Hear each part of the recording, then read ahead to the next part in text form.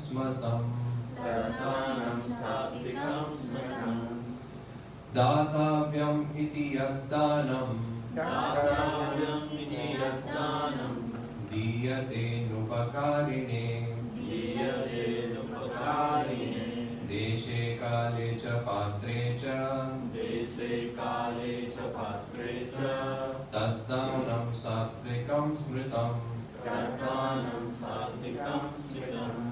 Would anyone like to repeat? दातव्यम् इति यद्दानं दीयते नुपकारिणे देशे काले च पात्रे च तद्दानं सात्विकं स्मृतम्.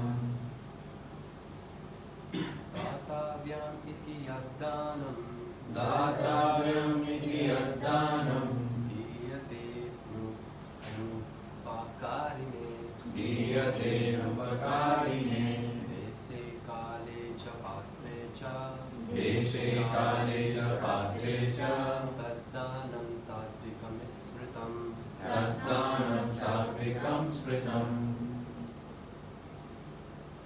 दातव्यम् इति यद्दानं दातव्यम् इति यद्दानं दीयते नुपकारिणे दीयते नुपकारिणे देशे काले च पात्रे च देशे काले च पात्रे च तद्दानं सात्विकं स्मृतम् तद्दानं सात्विकं स्मृतम्. So we'll read the word-to-word translation and the translation and then the purport. Datavyam, worth giving. Okay, so datavyam, दातव्यं worth giving. Iti, इति thus, Thus, yat, यत् that which, danam, charity, diyate, is given, anukarine, irrespective of return, deshe, in a proper place, kale, at a proper time, cha, also, patre, to a suitable person, cha, and, tat, that, danam, charity, satvikam, in the mode of goodness, smritam, is considered. So translation and purport by His Divine Grace, A.C. Bhaktivedanta Swami Srila Prabhupada. Charity given out of duty, without expectation of return, at the proper time and place, and to a worthy person is considered to be in the mode of goodness. Purport. In the Vedic literature, charity given to a person engaged in spiritual activities is recommended. There is no recommendation for giving charity indiscriminately. Spiritual perfection is always a consideration. Therefore, charity is recommended to be given at a place of pilgrimage and at a lunar or solar eclipse, or at the end of the month, or to a qualified brahmana, or a Vaishnava devotee, or in temples. Such charities should be given without any consideration of return. Charity to the poor is sometimes given out of compassion, but if a poor man is not worth giving charity to, then there is no spiritual advancement. In other words, indiscriminate charity is not recommended in the Vedic literature. Om Jnanatimirandhasya Jnanajanashlakaya Chakshurunmilitam Yena Tasmai Shri Guruve Namaha. Shri Chaitanya Mano Vishtam Sthapitam Yena Bhutale Swam Rupakalamayam Dadati Swapadantikam Vandeham Shri Gurum Shri Utapadekamanam Shri Gurun Vaishnavamscha Shri Rupam Sagrajatam Sagana Raghunatham Vitam Tam Sajivam Sadvaitam Savadutam Parijana Sahitam Krishna Chaitanya Devam Shri Radha Krishna Padan Sagana Lalita Shri Vishakhan Vitamscha He Krishna Karuna Sindhu Dinabandhu Jarapate Gopesh Gopika Kanta Radha Kanta Namostute Tapta Kanchana Gaurangi Radhe Vrindavaneshwari Krishmanam Sate Devi Pranamami Hari Priya Vancha Kalpatarubhyascha Kripa Sindhubhyai Vachapatinanam Pavanebhyo Vaishnavebhyo Namo Namaha Mukam Karoti Vachalam Pangum Langhete Girivya Kripatamaham Vande Shri Guru Dinataranam Namo Vishnu Padaya Krishna Pristhaya Bhutale Srimate Bhaktivedanta Swami Namine Namaste Saraswati Devi Gauravani Vacharine Nirvishesha Shunyavadi Pasha Dudeshatarine Jai Shri Krishna Chaitanya Prabhu Nityananda Shri Advaita Gadadhar Srivasadi Gaur Bhakta Vrinda. Hare Krishna, Krishna Krishna, Hare Hare, Hare Rama, Rama Rama, Hare Hare.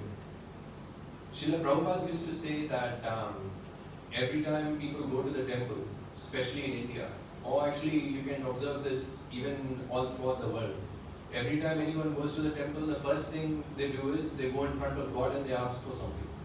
That's the most common mentality of, that's the most prominent mentality of all religious people, all over the world. Even in the Japanese tradition, they have this Shinto religion. And this whole Shinto religion is basically based on the fact that, you give some kind of offering like a thread or something, you tie that in front of the temple, and then you ask for a wish. And some of the other times, some people have some coins. If you go to the churches near Vatican, over there they have huge fountains. And in front of those fountains, you can throw some coins in. And then if you throw those coins, you can ask for a wish at the same time.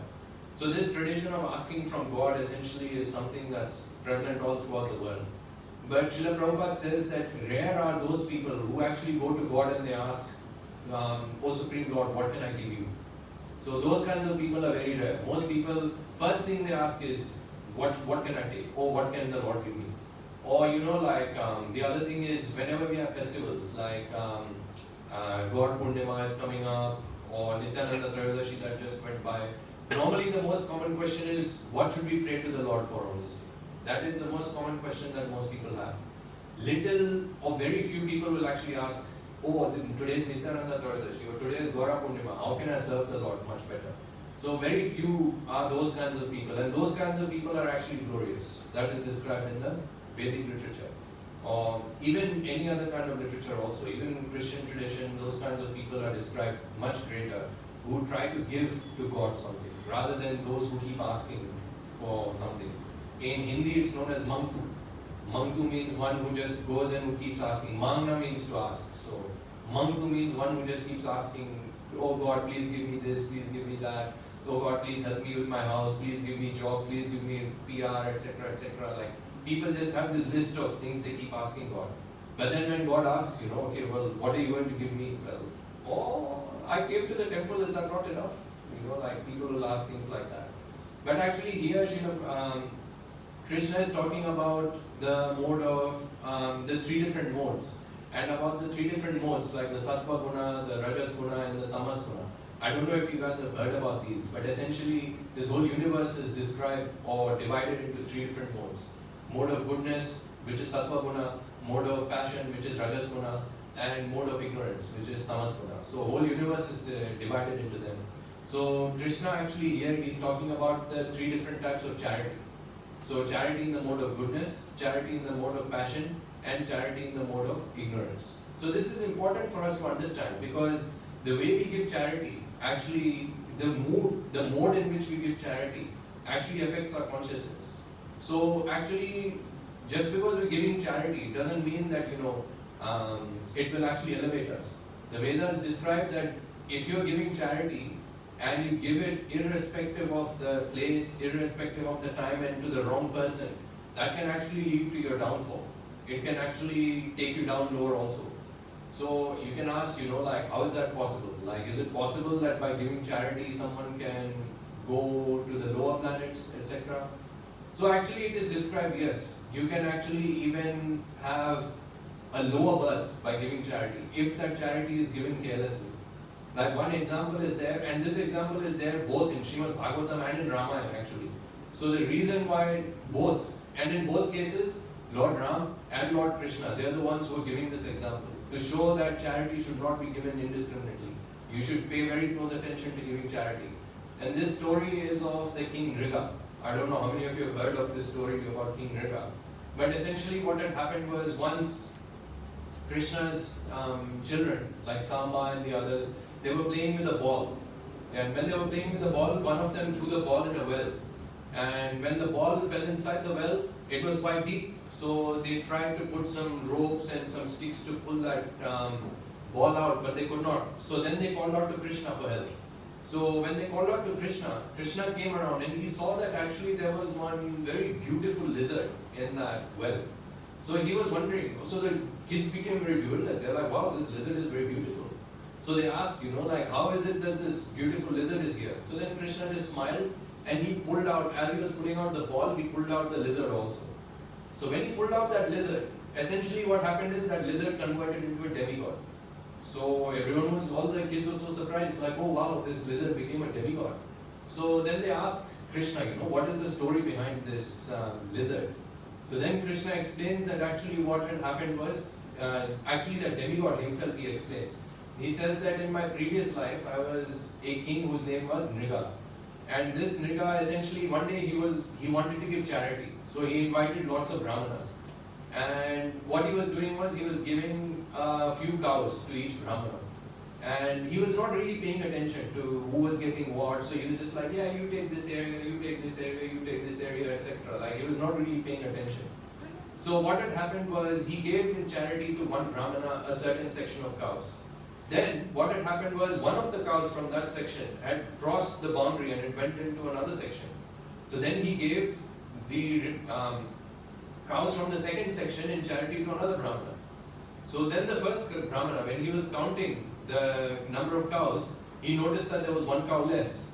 So then he went to the king and he said that you have actually promised me that you would give me 100 cows, for example, but there is one less. So you have actually not given me 100 cows, you have lied.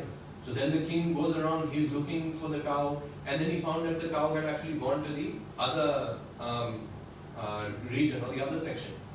So then he realizes that actually this other section has already been given to another brahmana, and it's not possible to take back charity that you've already given. So on the one hand, he promised the other brahmana that I will give you charity of 100 cows. But on the other hand, he had already given this other cow to someone else. So he can't ask for it back either. So because of that, there was a huge conundrum, and the brahmanas became very unhappy with the king's behavior. They said that, you were so careless in giving charity. You should be more careful in giving charity next time. So having said that, both the brahmanas, they left and they went away. So because of that, it's said that because of that offense, he was meant to be born as a lizard in his next life. So now you might think, well, he was giving charity, he was, giving cows, and he gave it to the right people, he gave it to brahmanas also. But the problem is he was very careless when he was giving charity. So when someone is giving charity, one has to be very, very careful, and you have to be very attentive to what you're giving, to whom you're giving, and essentially where you're giving, etc. You have to be very careful according to the Vedic calculations. So one may ask, okay, well, what is worthy of, who is worthy to receive charity? So nowadays we see so many people, they call up to, request charity. Like sometimes you have the bushfires fund, and you have the flood fund, and you have like UNESCO, and you have Amnesty, and you have all these people who are calling to say, please give us some charity. Now the question is, you might think, whom do I give charity to? Well, one of the things to consider is, if you're giving money to someone, where is that money being used? Is that money being used for the upliftment of humankind at large? Or is it being used to fulfill some temporary purpose? So Srila Prabhupada in this purport, he talks about giving charity to someone out of compassion.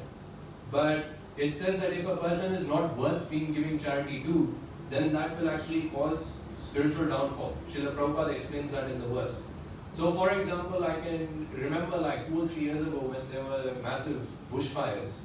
At that time, people all over Australia, they generously donated for this bushfire fund. And what had happened was, the bushfire fund was meant to raise, I think, 100,000 or 1 million, I don't know. But they ended up raising like double the amount. They ended up raising like 2 million. Now because of that, the government essentially seized all the funds. They said that, you had asked for 1 million, but you did not stop collecting money after 1 million. You essentially still kept on taking money. And the government said to these people that, you didn't even give a plan for where you were going to spend all of this $1 million. So essentially all of the money that people gave, it went into no use. So people are thinking that, I'm giving money to a good cause, etc., etc. But all of that money actually went into some, I don't know where it went, but essentially did not go to where it was intended to go to.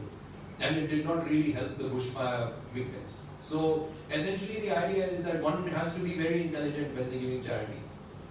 So here Srila Prabhupada describes that the best form of charity that one can give is to Krishna or to the devotees who are propagating Krishna consciousness.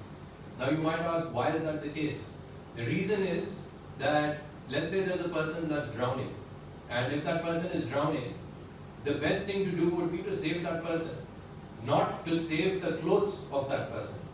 So for example, like we are the spirit soul, we are not the body. So it is important to give charity to something which will help save the soul, which is drowning in this ocean of material existence, rather than to save the body. Like for example, so what does it mean to give charity to something which will save the body or to save the clothes? So that would be things like, now again I'll have to qualify a lot of these things. I'm not saying that these things are bad, it's just that these things are on a lower level than spiritual charity. So things like, opening hospitals or feeding the poor or things like that. Like these things are still good, these things are recommended in Shastra, but these are described as a charity on the lower level. So if you look at charity also, there is different levels of charity. So the lowest type of charity that one can give is considered to be money. So when you give money to someone, that is considered to be the lowest type of charity. Then above that is considered when you have to donate or when you're giving someone a part of your body. So in the Shastras there is the example of the great sage Dadichi, who gave his spine to Indra so that he would use it against the battle, against Vritrasura in the battle. Or you may think about people donating parts of their bodies to someone else.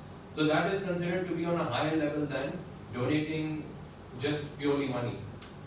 The third thing to donate is actually considered one's time. So time is actually very, very precious, more so precious than the body. So if one is donating one's time to someone else, or like let's say spending time with someone who really needs help at that time, that is considered to be a higher level than even giving your body part. Because let's say you could give your body part, but then you can still go on with your usual business. So spending time means that you're sacrificing some of your independence. So that is considered to be on a higher level than these other two types of charities. Above this, the scriptures say that even above this is the charity of knowledge. Knowledge means knowledge about Krishna, Sambandha Jnana, Abhidheya Jnana and Prayojana Jnana. So these three are very technical words, but essentially what it means is when one gives someone knowledge about who they are, as in you are the spirit soul, you are not the body, and that you are an eternal servant of Krishna, and that the relationship between you and Krishna is one of devotional service. So when one gives this kind of knowledge, this is much higher than the other three types of charity. Why? Because the other three types of charity are dealing with the clothes of the person or with the body of the person. Whereas the charity of knowledge is dealing with the soul of the person. So it's dealing with the actual person who's drowning, not the clothes which are drowning. And then even above this, there is another type of sacrifice or charity. Does anyone know what is the next type of charity above jnana also? It's called Abhay Dana. Abhay Dana. Abhay Dana literally means, if you take the word meaning, it literally means fearlessness. So when one gifts someone else fearlessness, that is considered to be the highest charity. So Abhay Dana is something that the guru gives to the disciple. So Abhay means essentially what are we fearful of in this material universe? We are fearful of repeated birth and death. We are fearful of going to hellish planets after we leave this body.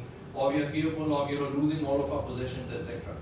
But when the guru trains the disciple up in such a way and gives him the appropriate knowledge, so it's not just knowledge, he's giving knowledge, but also he's giving him protection.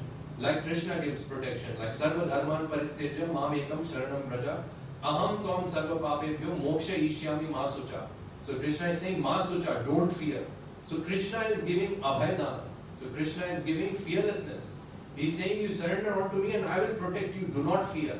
So in the same way the Guru also gives protection. He says that if you follow the instructions of Krishna, I can protect you. So the Guru will say that. So the Guru also gives protection to the disciple and ultimately gives him fearlessness. So then the disciple essentially becomes completely fearless. There is one nice pastime which goes along with this. Once upon a time there was a great acharya known as Ramanujacharya.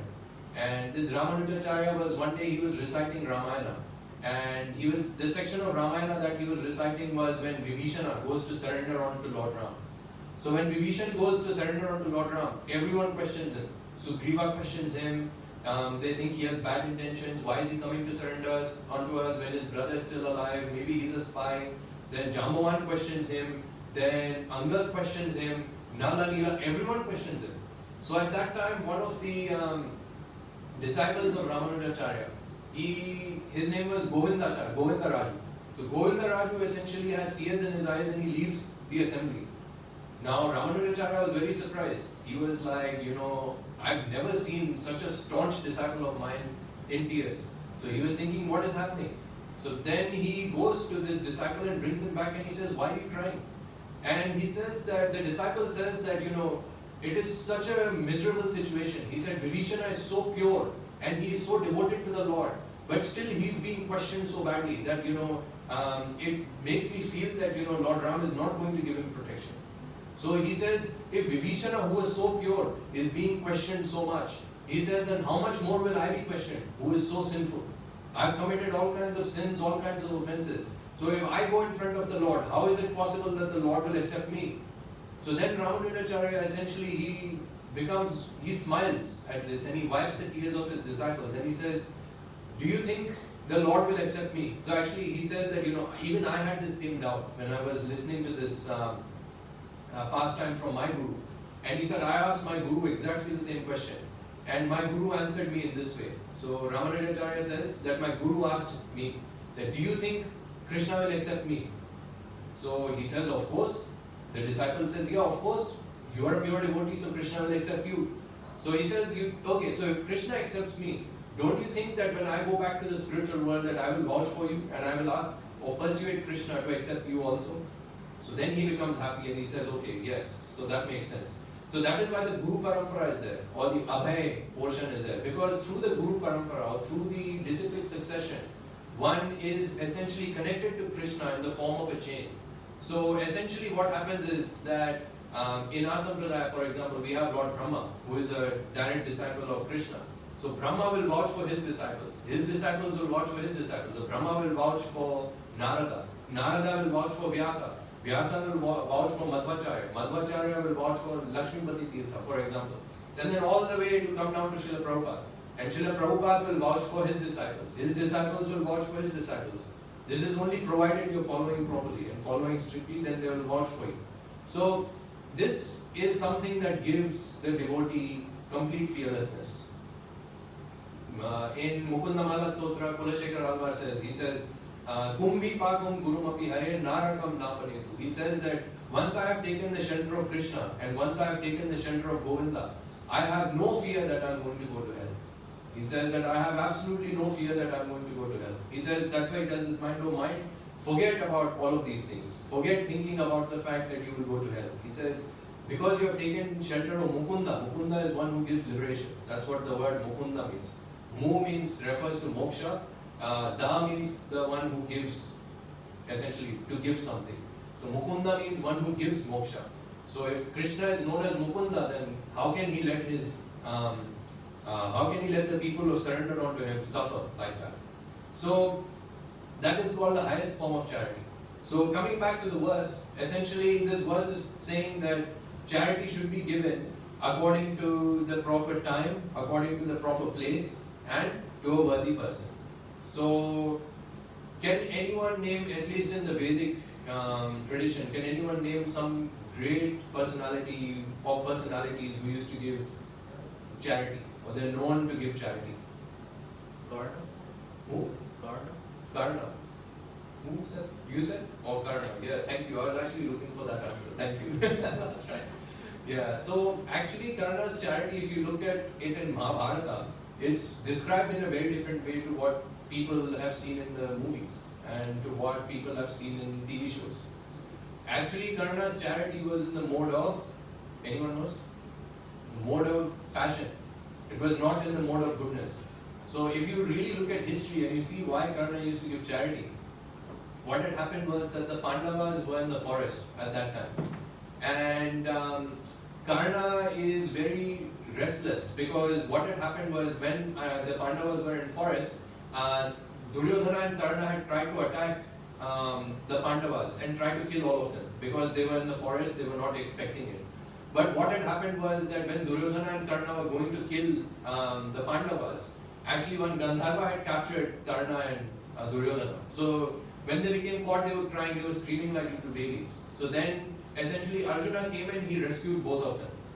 So because of that humiliation, Karna was actually burning in like anger. He was burning in jealousy because he was saved by Arjuna.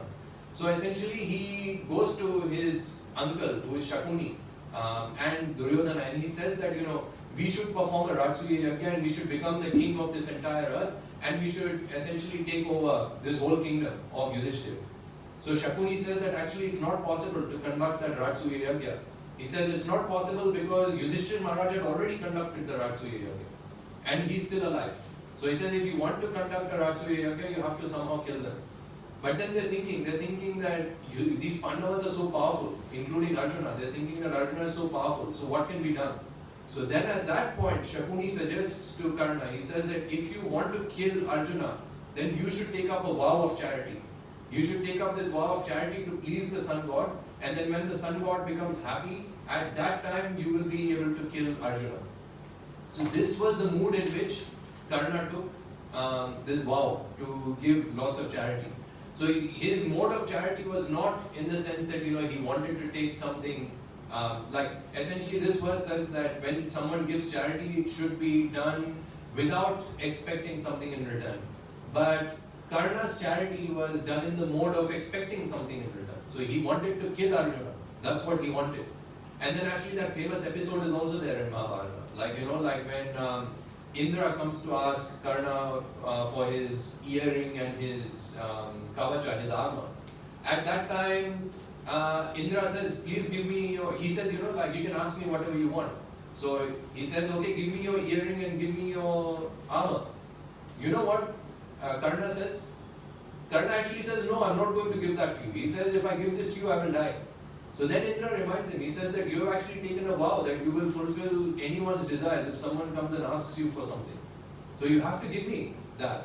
So then he thinks about it, and then he remembers that actually my father Suryadev had said that if Indra comes to you asking you for something, ask him for something in return instead. So then he said, okay fine, I will give you my armor and I will give you my kundal, my earrings. But in return for that, you should give me the weapon with which I can kill Arjuna. So I want that weapon. I want that Vajra or whatever weapon it was. So he was asking for something in charity. So actually this whole name of Karna as being the most glorious person who used to give charity is actually, it's a sensationalized sensationalized story, because they've removed parts of the story and they've made it look like he was a hero, but actually he was a complete demon. So Karna was actually not a person who gave good charity.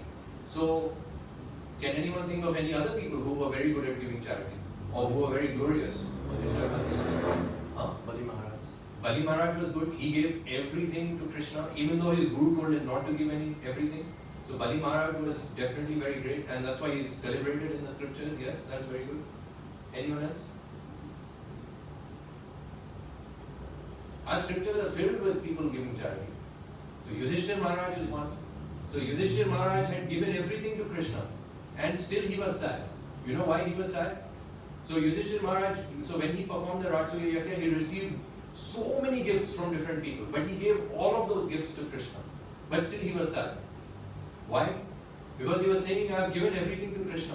Now I don't have anything left that I can give to Krishna. So what can I give Krishna more? That's why he was sad. So Yudhishthira Maharaj was such a great personality. He would give so much to Krishna. Another great personality is Lord Ram. It's explained that when Lord Ram came back from the forest and he was coronated as the king, at that time all the kings from the entire earth, they came and they gave him lots of presents and lots of gifts, lots of money, horses, etc. It's described that Lord Ram actually distributed all of those gifts back to the Brahmanas, including Sita's jewelry. So Lord Ram donated everything he possessed back to all the Brahmanas. But then the Brahmanas thought, they said that, what are we going to do with all these gifts? We can't even manage any of these. So they gave all of it back to Lord Ram. So this game of, giving and taking was there. So giving to someone and then that person giving it back to you, all of this was there. So these are very glorious personalities who gave lots of charity. You know, like there's another personality, Shibi. I'm sure many of you have heard Shibi Maharaj also. Shibi Maharaj essentially cut a portion of his thigh.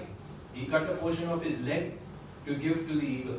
Because the eagle, essentially, I don't know how many of you know the story, but once Shibi Maharaj was sitting on his throne as a king and he was doing kingly stuff, I don't know, whatever they do. And then at that time a dove came and this dove said, please, O king, give me protection. So the king promised, I'll give you protection. So then at that time an eagle came and the eagle said that I want to eat this bird because it's my food. So the king said, but I have promised to give this bird protection, so I can't give this bird to you. So then the eagle said that, well, now you have to give me protection also. How can you just give protection to one person and not to me? So you need to give me protection and I need food. So Shibi Maharaj said, okay, fine, I'll give you protection also. Now he was in a bit of a conundrum. How can he feed how can he give this bird to the other one and still maintain both of them? So then he thought the best thing to do would be to cut a portion of his thigh. So he took a sword, he took a big scale, and on the scale he put the dove on one side, and then he took a knife, he cut out flesh from his own thigh and measured the same amount, and he gave it to the eagle. So I mean, I'm not saying that we have to do this also, but the idea is that I don't think any of us can do that anyways. But the whole idea is that these people are known as people who were very great at giving charity, because these people did not expect anything in return at all for everything that they gave. So that's what Krishna is describing is charity in the mode of goodness. So how can we apply this in our day-to-day life? So essentially, firstly we have to consider who is the person who is worthy of receiving charity. So the persons who are worthy of receiving charity are those who can spread Krishna consciousness, or those who can save the soul from drowning into this material world. Those are the kinds of people who are fit to give charity to. Then what kind of charity you give them? You ask them. Don't give whatever. Like for example, like sometimes we have people who come to the temple and then they just put like their possessions that they don't want. Well, if you don't want it, there's a very high chance that the temple also does not want it. So it's something to consider. So, but people then think that, I've given charity. So it doesn't work like that. So you have to give to the temple what they want. So ask them, is there something that I can help you with? And then the temple will say, yeah, we have all these things that you can help us with. So you can give charity like that.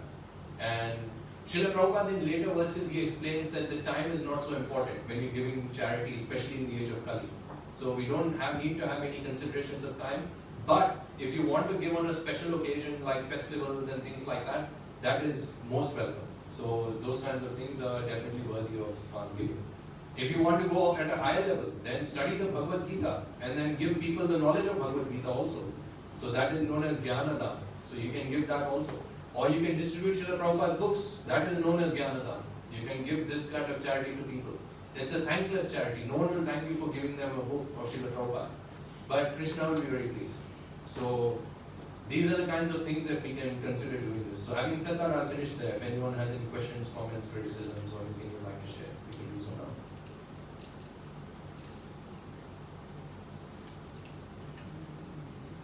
No? Okay. Srila Prabhupada ki jai. Vancha kalpa tarubhyasya kripa sindhubhya vacha patitanam pavanebhyo vaishnavebhyo namo namaha. Okay, so we'll stand up for Aarti now.